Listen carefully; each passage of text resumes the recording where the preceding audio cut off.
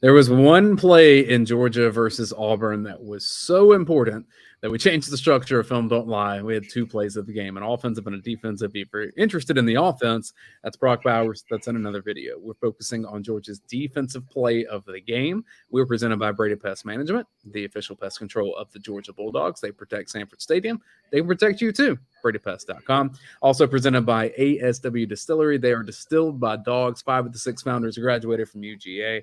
They are going to like what they see in this video, and you're going to like what you get when you go to wherever you buy your spirits and get that Fiddler bourbon. Also, a big announcement coming from ASW here in the next week or so. They're planning on some big things before Georgia, Kentucky.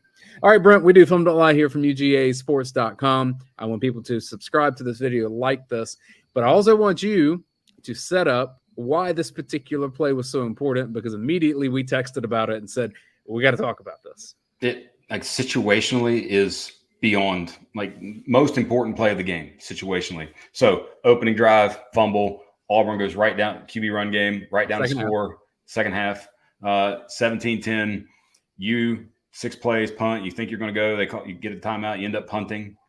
They come right back down, and they were 2nd and 9, but then you get a sack to put them into 3rd and 16, and this play happens. And the thing that makes it the most important part of it is, without the play that is made by Daylen Everette right here, this is a completion.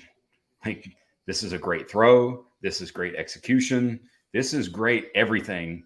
They got the ball out quick against the blitz, held up just enough. That's a completion. And then, boop, just a little poke. And absolute, just beyond amazing play from him. He made it look so casual. And what's interesting is, hey, do this all the time, as opposed to like being up in guys' grills and getting pass interference penalties. Because here's the thing. Auburn clearly said, and I think most teams are going to do this, we're going opposite of Lassiter. We're going to the other side. Everette was the most targeted defensive player. He only allowed 1 reception into those targets for 11 yards. He did have this pass breakup. He did have 1 penalty, obviously, early in the game. But the enormity of this, because they get this, they go down and score a touchdown. It's now 24-10 deep into the 3rd quarter. You're in full drop back, throw it consistently mode and scramble mode. They even get a field goal here. You're down 10 into the third, like, not just 10 in the first half, 10 again in the second half. And is that Coach Boom? It's Coach Boom, pumped up here. He should be. He should be. His glasses probably flew off his head there. I always like when he has no, you didn't even have them on. So you got Coach Boom here. This is Schumann coming down. Kirby eyes on it. Like, this is prime time real estate for number 6 here to get eyeballs from all the important folks. And you look at now his play on the season. We kind of talk about it. I wrote about it in the offseason, how the opposite corner, where they've had to replace like 4 out of 5 years, they've had an experienced one and then a new one. They've always played solid. Thus far for Everette, 10 receptions allowed on 19 targets, 91 yards, does have 3 pass breakups, does have a couple penalties, and that's going to come with playing the coverage the way they play. But it just, the importance of this play cannot be understated, because that's a completion and just a little.